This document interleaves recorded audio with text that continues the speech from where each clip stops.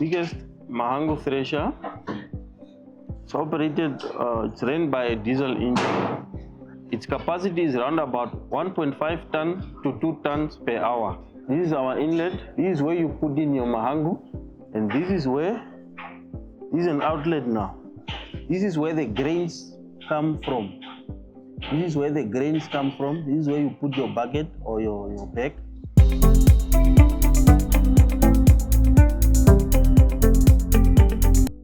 This is your outlet. This is where your Mahangu waste comes out from. This is where it blows the Mahangu waste. So this one also, we've got also this one. This is also one of our outlets where the waste also comes out from.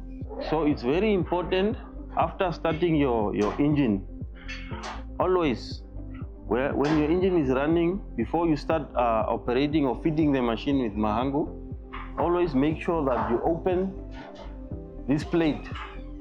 Always make sure it has got the wing nut. You loosen the wing nut and you pull it upwards.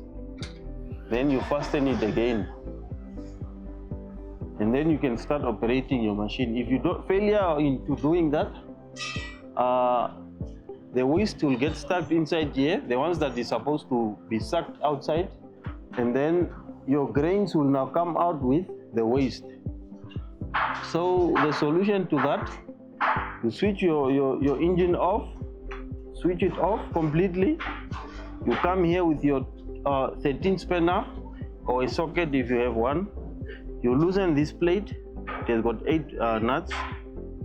You loosen it, you remove it, and then you insert your hand or even a broom, clean everything inside, close it, start the machine, let it blow the leftover things, then you can start operating your machine, and then your grains will be very clean. Our Mahangu Thresher, it has got 2 bearings on the sides. It has got 2 bearings that are supporting the shaft for easy rotation and for heavy loads. So these bearings, you must always keep it lubricated at least twice a week when you are running it every day, at least twice a week. So I will show you on how you should grease, the proper way of greasing your bearing. So you open this cap, it has got the grease nipple. This is our grease nipple. This is our grease nipple. And this is our grease pump. This is our grease pump. This is how you pump.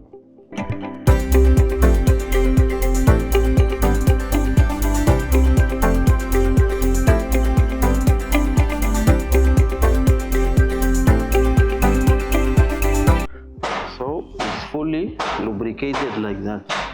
When you see when the grease is coming out, it's fully lubricated. You take your cloth. You clean that grease. You wipe it and you close your cap for dust. Protect your bearing from the dust. Okay. Here is the other bearing. So you do the same procedures that you have done there is the same you are using here in terms of lubricating it. So this is our belt guard. This is where you find our pulleys and our V-belts.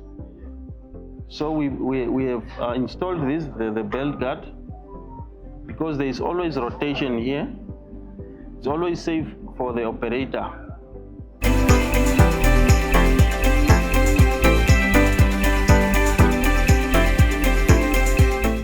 These Allen screws, these are also very important screws on your machine. Always make sure that you get yourself an Allen key set, always.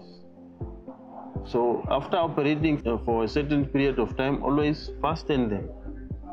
If they are already fastened, please do not force. You will strap this taper lock, the threads on the pulley. And the underneath one, get yourself a number 5 Allen key also.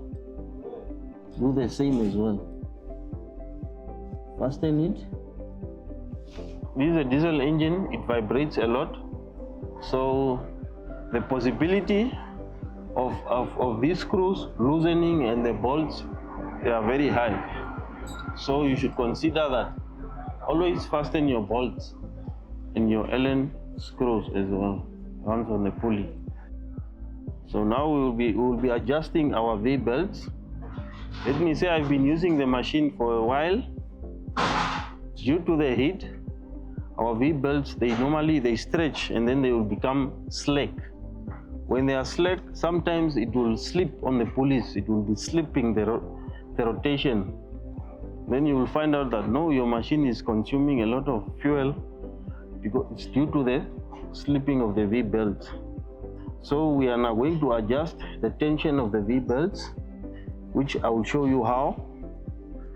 So it has got two M16 bolts, M16 by 100. So by adjusting the tension of this, so these are the two bolts, and these are the nuts. They have got also nuts in between here. So for you, it's just to fasten. You get yourself a 24 spanner and a 24 socket. You just fasten. Then pull the table downwards. As you are fastening, you should be checking the other hand should be checking the tension.